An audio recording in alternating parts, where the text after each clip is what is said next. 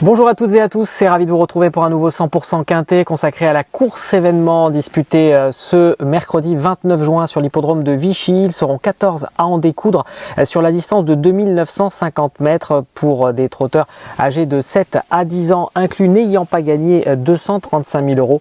Recul de 25 mètres à 125 000 euros dans cette course D à la location de 36 000 euros. Coup d'envoi à 13h50. En ce qui concerne la météo, eh bien sachez que le temps sera ensoleillé, pas de précipitation ces prochaines 24 heures, le thermomètre affichera 25 degrés mercredi après-midi, un bel après-midi de course en perspective sur les bords de l'Allier. Voilà pour les informations techniques. Sans plus tarder, on attaque le tableau des partants avec l'As Elixir de Marzy. Ce sera qui tout double selon Émeric Thomas, son entraîneur. Sage, il peut surprendre. Le numéro 2, Eleanan Scotia, 5 courses dans les jambes, mais rien de probant en 2022. Outsider avant le coup. Le numéro 3, Farandole d'Ipalba, capable du meilleur comme du pire, surtout du pire en ce moment. Le numéro 4, Eddie Josselin, retrouvaille avec JMB et 3e pour ses débuts à Vichy. C'est une première chance. Le numéro 5, Eden de la Moire, 2e sur le parcours en dernier lieu et performant à Vichy, on retient. Le numéro 6, Philae de Soyeora, de retour à l'attelé et 4e d'un quintet sur le parcours le 2 mai, attention. Le numéro 7, Espoir du Drô, vient de crever l'écran à Agen, seul partant de Christophe Fate, c'est un candidat au podium. Le numéro 8, Donne à Papa, fait l'arrivée lors de ses 8 dernières sorties avec David Thomas, déféré des 4, méfiance. Sur un second échelon, le numéro 9, Futur du Chêne, 2 premiers accessites en autant de tentatives à Vichy, mais il reste ferré. Le numéro 10, Élan de Dompierre, spécialiste de Vichy et 2e d'un quintet plus ici même, ferré à ne pas négliger sur un second tableau et toujours donc au 25 mètres. Le numéro 11, Disco d'Ocagne, dernière sortie, mi-figue, mi-raisin, ferré, c'est une seconde chance avant le coup. Le numéro 12, Florine de Viette, une fois sur 2 à l'arrivée à Vichy, elle vaut un lot comme celui-ci, mais ferré. C'est un point d'interrogation. Le numéro 13, Elixir du Rabutin, sa forme est sujette à caution, mais il est performant avec Serge Pelletier et à Vichy. Et enfin le numéro 14, Fabulous Dream, le cheval à battre avant le coup à condition qu'il reste sage. Voilà pour le tableau des partants, on passe sans plus tarder au papier.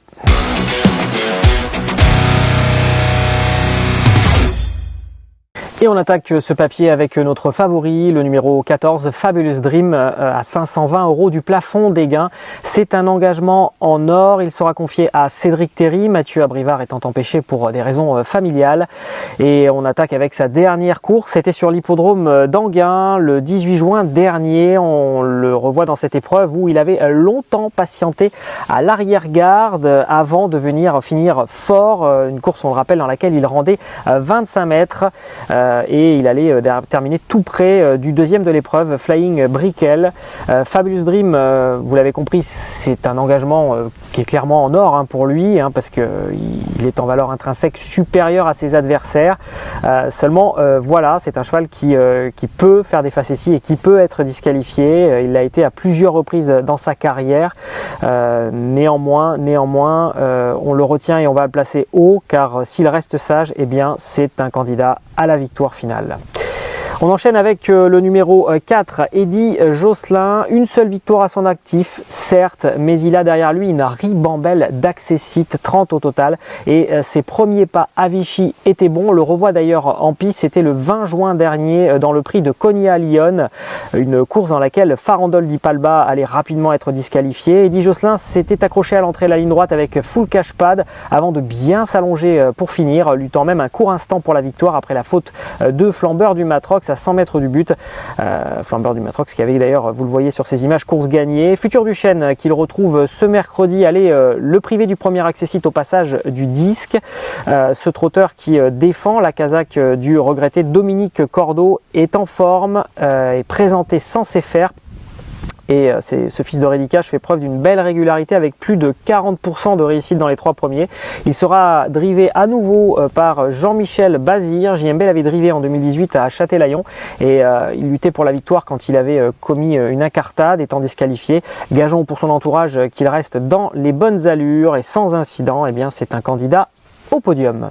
Le numéro 7, Espoir du Drô, c'est le seul partant de la Réunion de Christophe Fate, je le disais en amont, qui a visé cette course depuis longtemps, un emoji vert à la clé.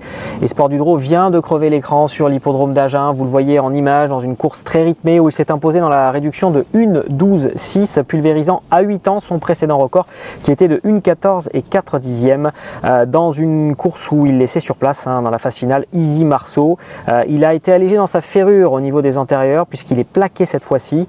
Le cheval a effectué une américaine samedi dernier, c'est-à-dire un travail de fond sur une longue distance et un rythme peu soutenu.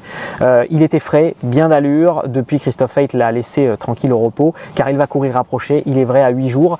Néanmoins, cela ne devrait pas lui poser problème. Il y a juste un petit hic le concernant, c'est quand on regarde sa réussite à Vichy. Il a connu des fortunes diverses, soit il a fait l'arrivée, notamment il a une deuxième place à son actif, soit il a été disqualifié.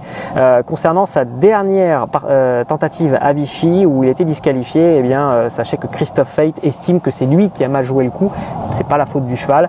Il aurait dû arriver plus tôt dans le parcours, aux avant-postes, il est arrivé au moment où ça a bardé et donc le cheval a fait la faute, mais il mérite d'être racheté, raison pour laquelle de toute façon nous comptions le mettre, vous l'avez compris, haut dans notre sélection et nous l'avons retenu donc en 3e position. On enchaîne avec le numéro 5, Eden de la Moire, représentant de René Corbin, qui a joué de malchance dans un quintet le 16 mai dernier à Vichy avant de se réhabiliter le 7 juin sur le parcours. On le voit en image, c'était dans le prix de Grosbois, une course avec de nombreux rebondissements dans la phase finale. Foster Wood allait l'emporter avant de perdre la victoire sur tapis vert pour avoir gêné Fameux Saxe. Erreur grave était quant à elle rétrogradée pour avoir gêné Fétichatou, mais Eden de la Moire ne déméritait pas. Il a pour lui son expérience d'ailleurs à Vichy où il a couru à 6 reprises avec 50% de réussite dans les 3 premiers, et lorsqu'il est présenté pieds nus, vous le voyez en fiche, ce qui sera le cas mercredi, il manque rarement sa cible.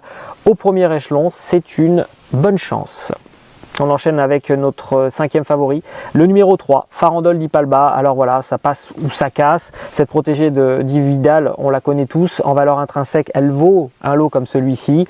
Mais voilà, elle est capable de faire la faute à n'importe quel moment. Ce qui est toujours très très difficile pour les pronostiqueurs et également pour les turfistes de savoir si on la retient ou on ne la retient pas. On a fait le choix de la mettre en 5e position car elle sera associée pour la première fois à David Beccaert qui trouvera peut-être les bons réglages.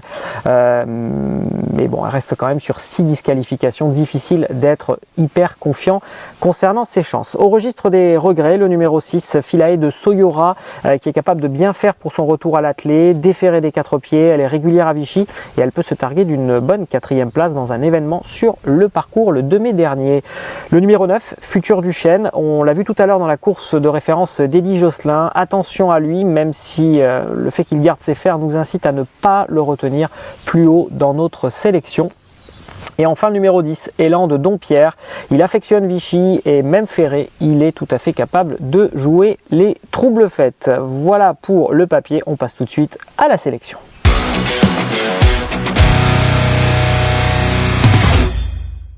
C'est l'heure du choix, mais laissez-moi vous rappeler bien entendu que vous pouvez suivre toute l'actualité des courses sur le site pariturf.com. Vous avez également accès au replay, vous avez accès au live, vous avez accès à toutes les statistiques de Paris Turf. Il vous suffit de vous créer un compte sur le site Paris Turf, c'est gratuit et puis vous avez accès à une pléiade d'informations, une raison de plus donc pour suivre l'actualité des courses sur le site pariturf.com. La sélection donc pour ce tiercé écarté quintet plus du mercredi 29 juin sur l'hippodrome de Vichy. Nous avons placé en tête de notre sélection le numéro 14 Fabulous Dream. C'est le cheval de la course, il ne fait pas de bêtises, il doit logiquement l'emporter. Le numéro 4, Eddie Josselin, n'est pas un lauréat en puissance, mais il est très régulier et avec Jean-Michel Bazir, ça sent plutôt bon.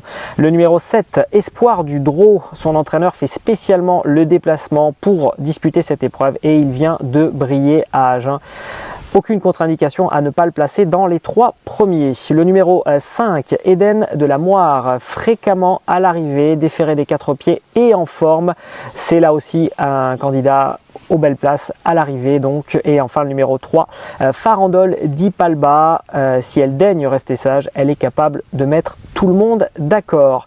Voilà pour notre sélection en ce qui concerne le conseil de jeu dans la 8e épreuve qui sera la plus belle épreuve sportivement parlant de la Réunion. Il s'agit du prix Pierre Coulon.